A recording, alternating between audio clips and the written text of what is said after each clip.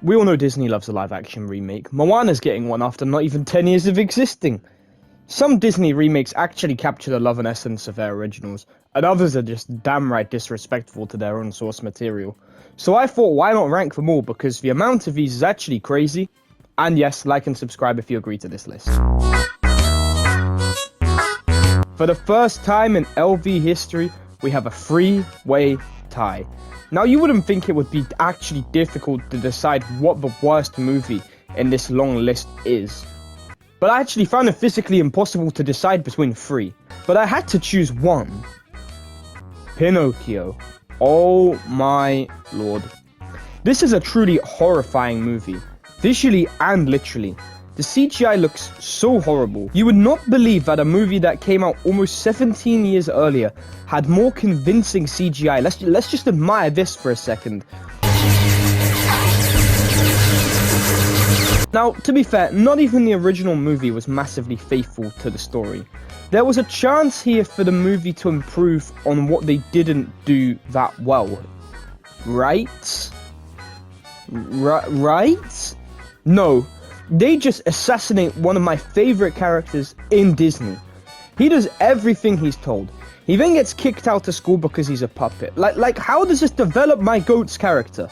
It doesn't. It's a story about morality. Pinocchio genuinely never learns a thing. I just can't be bothered to say any more in this matter. And Treasure Island looks so bad, and morally for his character, he despises it. And in the original, he indulges in all the bad activities. This movie's a fucking insult to everything. Now, straying away from the original isn't even a bad thing. And the biggest problem and why half of these movies stink of poo is because they don't move away. But if you're going to stray away, at least keep the core principles of the movie. Man, enough of this. Oh. Snow White. This movie is bad. But the one before, we won't even say its name, is literally just a humiliation ritual to an iconic character. I didn't even watch this in cinemas and I wanted my money back. I had no expectations going into this movie, and I'm sorry to anyone that did. The acting is just some of the worst for a company with the resources that Disney has. And the VFX of the dwarfs is enough to keep me awake at night. It's actually a sleep paralysis demon. I think some remakes just can't be translated. The animation had so much color and vibrance and was iconic in so many ways. This movie strips all of it away. The CGI counterparts. The only highlight of this movie is Rachel Zegler in the lead. Everything else is uninspired and timid to the original. It does try to be somewhat different to its ancestor, but none of it works. Speaking of unfaithful and terrible, this movie pisses me off the most, and it's still no better than the other two. But I have a soft spot for Mulan, despite how bad its remake is. This one is nowhere near as poorly received as Snow White, which is understandable because the latter is horrible. But however, just like Snow White and Pinocchio, and so many others on this list, it lacks life, personality, and once again everything its ancestor had. All of these movies are unfaithful slop that I don't even want to speak on, but I have to give a reason why this movie sucks as well. I mentioned with Pinocchio, moving away from the original story and trying to be creative isn't a bad thing, as it means people get to express creativity and talent. But this movie once again is the worst of both worlds. It tries to be more serious, but it just isn't. Some of the core characters from the original are just missing, removing so much personality. And the treatment of Li Shang's father's death being pitched as almost insignificant, need I say any more? Mulan leaving at night in the animation is a gorgeous scene, with stakes, completely cut. Yep, this movie is just like Pinocchio. It's an insult. Any personality is missing. And any good character-driven moments are absent, along with just bad acting. Mulan is slop. Hakuna Matata. The Lion King. Okay, if Pinocchio was a bastardization, this is, I just don't even know what the word is. The Lion King is a classic. Everyone knows The Lion King is a classic. This is a lifeless CGI showcase of animals running around the savannah, singing Hakuna Matata. So why is it not as low as Pinocchio? Because it's the fucking Lion King. While the others were bad and strayed away, this movie, sticking with the very spine of its original, is enough to even consider ranking it above the others on this list. And that's it really. There's not a whole lot else to say. There's no point in its existence. It doesn't add anything, and this movie could have been used to create something inspiring and original, not a beat-for-beat remake of a beloved classic. Any soul and colour yet again drained and removed from its original. It's not even that this movie's form of disrespect is bad. This movie is ranked so low for the fact that it's just a blatant cash grab. It doesn't need to exist at all. It's a tech demo set up by Jon Favreau that looks really good, and if it was ranked off the visuals, I think it would be quite high, but it's not. Sorry to my Lion King 2019 fans. Did you ever see an elephant fly? I forgot Dumbo got a live-action remake. Dumbo's original runtime was 64 minutes in total. So tell me why Disney decided to add nearly a whole hour to this movie. I mean, if you did pitch a movie with a 64-minute runtime now, you would get court-martialed in the streets. But what did this hour add? Nothing. I'm already exhausted and we're so low down on this list. But yet again, another soulless, devoid of life remake. It actually does try to be original and new, but it doesn't work again. It's basically The Greatest Showman, but with Dumbo, because you like Dumbo. It's literally a circus movie with Dumbo. And all of the animal characters are now gone, including the racist crows. That was probably a good choice. This one is just bland to the point I don't have much to say about it. And that's all. That is all I have to say. You've been gone too long, Alice. Alice Through the Looking Glass. I don't have a whole lot to say about this one, just as much as I don't with any of the others. The pacing of this movie is flat. The visuals without Tim Burton directing fall flat. This movie is significantly worse than the first, which isn't even that good. Which is a movie I already have mixed feelings on, which we will get to hear later. So stick around. The first, while it isn't especially funny, has a little bit of charm, but this doesn't have anything. Having a stacked cast and feeling like a waste of time in just over 100 minutes is not something I'd recommend. This movie is just so flat and filled with nothing, and to be honest, a sequel wasn't really needed at all after the first one. I'll save most of my talking for Alice in Wonderland for later, so stick around and subscribe for that. Bye-bye. There you go. Mufasa. Can you just tell I can't do this? Can you just tell I'm lifeless? Like these movies. I actually really like The Lion King. I mean, who the fuck doesn't? And I don't mean 2019's version. We get the long-awaited prequel? Yeah, no. Mufasa has dull CGI lines like the first, and attempts at a brand new story. And for that, you have to give them credit. However, it's still terrible. The movie titled Mufasa has Mufasa be one of the most uninspiring protagonists in Disney. Like his ancestor from 2019. Something that had no purpose except money. But this movie tried to be more than a tech demo and have some ounce of creativity and storytelling. This is what we are clutching at. It's a story still uninspiring and not that good at all. And I think so much of the soul is taken away by the photorealism that the movie chases. This movie tried, and I feel sorry for anyone that had to work with these extremely dull character designs left by the first movie. I think overall these two movies did not need to exist at all. And I love The Lion King just as much as anyone else. But I feel like out of anything, this was the one to get lost in translation. And they both did. And don't get me started on Bye Bye. My goat Mads Mikkelsen, the same guy that played Hannibal fucking Lecter, is singing a song about making you go bye bye. Maybe this is why he wasn't Doctor Doom and it was RDJ. This movie is pitched around Simba's daughter learning the story of her grandfather. That Timon and Pumbaa drained the living fuck out of. Then there was Scar. We finally get to see why he's evil after all of these years. I've been waiting so much for this. We have been waiting so much for this. And Scar is so evil, and for what? He was on the wrong end of a love triangle, leaving him to assassinate Mufasa later down the line. This movie's so bad, I can't wait to go bye-bye on this part of this script. It's terrible. Very merry on my day. Oh boy. I love Alice in Wonderland, and I said I'd return to it.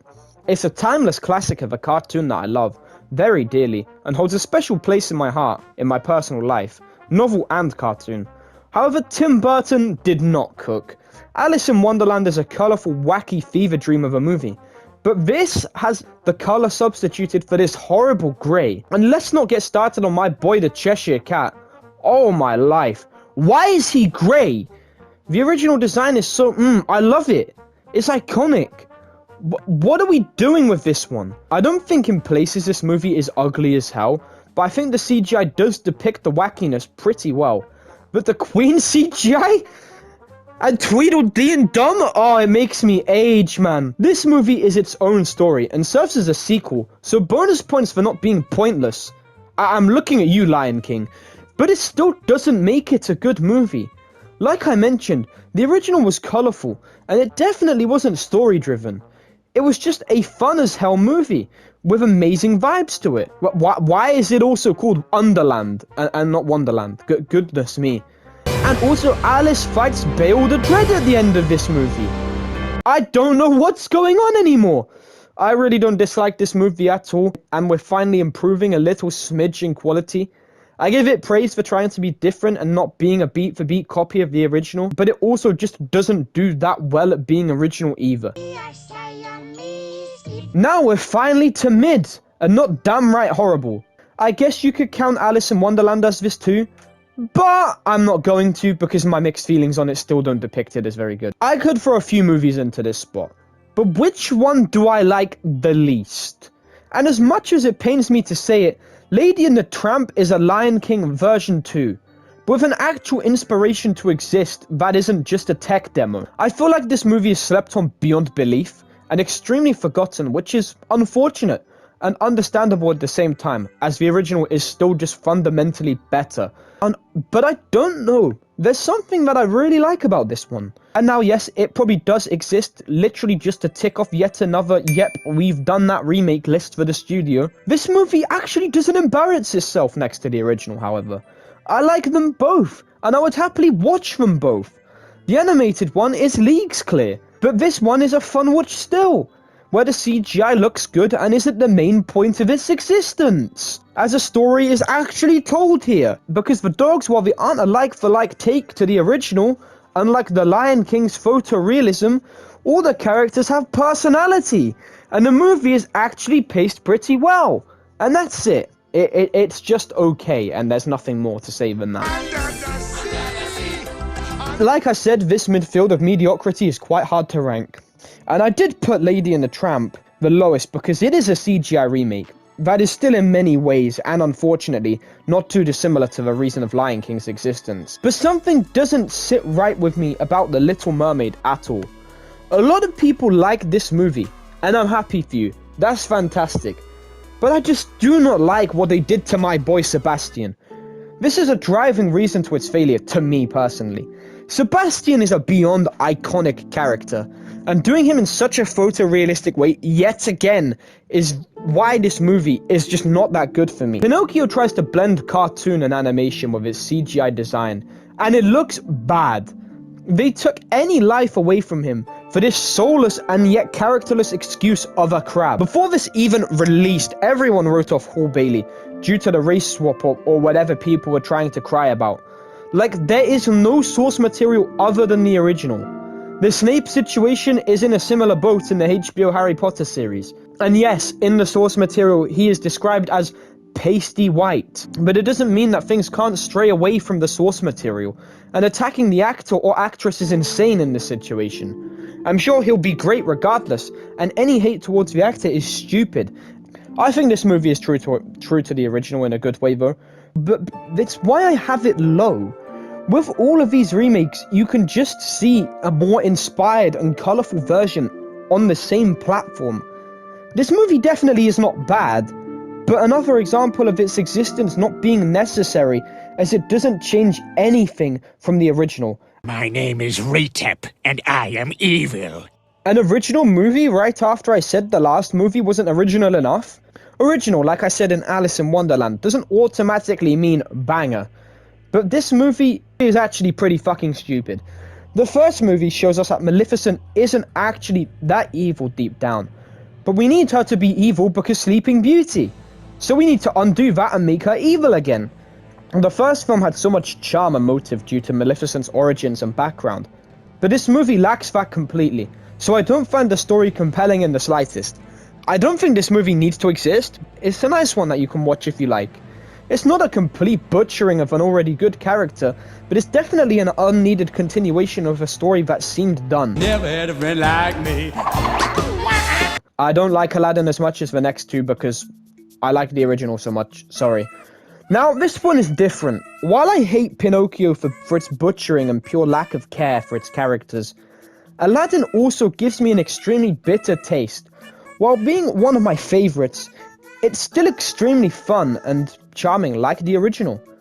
But this movie is equally as a cash grab as any of the others, and that's why I hate it, for the opposite reasons to Pinocchio. This movie to me is faithful, and Will Smith's genie is amazing and really faithful. An honourable attempt to capture Robin Williams' brilliance in the role all the way back when. But its mere existence as a movie frustrates me, simply because it doesn't have a purpose. It's not original, it's not inspiring, it's Aladdin. And unlike The Lion King, it's not a huge tech demo, and unlike Lady and the Tramp, there is a standout performance to rank it slightly higher. I like this movie because it's Aladdin. That's it. So does rhyme, Beauty and the Beast. You may sit here and think, no way Beauty and the Beast is this high. But it is. Why? Because I like this movie. In fact, I really like this movie as a live action. Is this movie good? That is to be debated. This movie definitely has its flaws, but it tries to be unique with its stylization. Just like so many of the others on this list, it is a beat-for-beat remake of the animation. But I love how this one looks, and I think it rivals the animation. Emma Watson is an amazing casting for Belle and does an incredible job in the role, and Dan Stevens is great as the Beast, who looks phenomenal in this movie.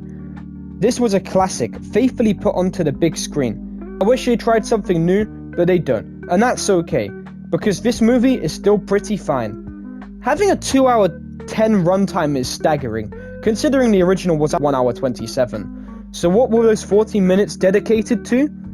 Fleshing out Belle's character and the Beast a bit more, and their relationship, which I think is pretty neat. So I like Beauty and the Beast. It all on my own. Who doesn't love Lilo and Disney's favorite piece of marketing? This movie I thought was going to be the final boss of the cash grab. And while I'm sure it made them a hell of a lot of money last April, it was a decent surprise to see Stitch not butchered, and the movie tried to do new things, taking inspiration from the first and second while being faithful to the original. Lilo and Stitch got the blend right for the first time, and is actually a really enjoyable watch in my opinion. It goes without saying, the studio should be putting creative effort into giving people their chance to tell their own story, but Lilo and Stitch finds itself, like Aladdin and Beauty and the Beast, finding the right balance, just like the bare necessities. The Jungle Book. Not much more to say, also it's a great adaptation of a classic. Baloo and Shere Khan are fantastic in this movie, keeping the core parts of the movie while trying to be innovative, and it working. I love Mowgli's backstory, and I especially love the wolf pack sequences setting up Shere Khan to be merciless and a threat that is cunning and ruthless, just like a tiger. The Jungle Book is another faithful adaptation, and I would recommend it to anyone, but for adding to Mowgli's vague backstory, it's worth its watch, and along with bare necessities, of course. My name is Retep, and I am evil. An original story, oh my! We have literally had 2 movies in 19. 2! I really enjoyed this movie. It attempts a unique spin on a fan favorite character in a fan favorite movie without adapting the whole movie, but the character itself. Maleficent is the kind of live action that Disney needs more of, adding depth to a fan favorite character in a compelling way that hooks you in a way the second movie can't, through backstory. And a damn good backstory, giving scenes in Sleeping Beauty far more meaning, but also making the character feel more fleshed out. While this movie is no masterpiece, it's what Disney needs to explore more of in this genre, because it works, and that's exactly what they did later on down the line. Oh no, we're back to remakes. Except, no. Cinderella will actually surprise you. I am not the only one to say this, but this is the only live-action adaptation that builds off the original and improves, making it the most faithful adaptation of Cinderella's story. Because the cartoon focuses more on what you thought this would focus on, the mice. and it actually makes Cinderella feel like a side character in her own movie. It eats up most of its already short runtime. It's literally her going to the ball, trying on the shoe, and happily ever after, because the mice steal the screen time. But increasing the runtime and making the shoe fitting actually feel like a payoff, and making this movie feel like an actual romance and not a comedy about mice. Hats off to Disney, they got it right. Once. Or did they? Cruella de Vil. What do you know? Another original character-driven story to expand on a fan favorite in ways we've not seen before. And that is why Cruella is absolute cinema. This is a good movie. It's so charming and fun, while being funny but also evil. This movie took Maleficent's formula and cranked it to the max, not needing over-the-top CGI to excel and feel grand. Cruella and Maleficent are the purposes these movies should serve. Expansion. Giving us details on characters we don't know a lot about, making them more enjoyable and formidable as well. This movie is its own thing.